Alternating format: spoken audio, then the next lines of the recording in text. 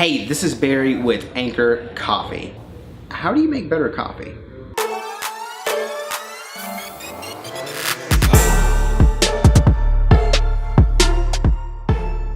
I'm going to show you how to make a great cup of coffee no matter what brewing method that you use.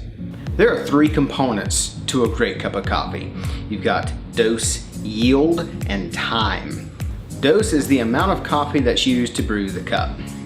Yield is the amount of water used to brew the cup or the amount of brewed coffee you get after it's brewed.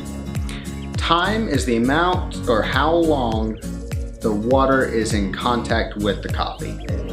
With most brewing methods, it is easier to measure yield as the amount of water used in brewing the coffee as opposed to the amount of brewed coffee that you get after the fact. There is an ideal ratio of dose to yield.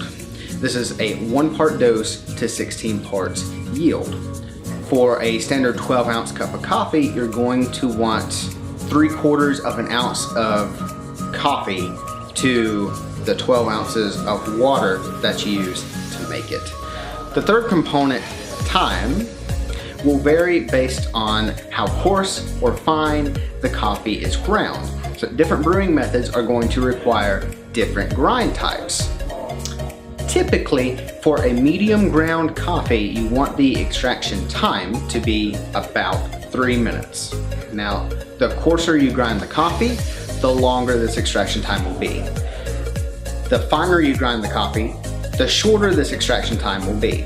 If you brew more than 1 cup, so if you increase the yield, you need to increase the dose also to maintain that ratio, but the time remains the same. Coarsen up your grind to shrink the surface area of the coffee so that the water passes through the coffee faster. I hope all this helps. If you have any questions about coffee, I would love to answer them. Shoot me a message in the comments below, or you can email me at barry@anchorcoffeeco.com.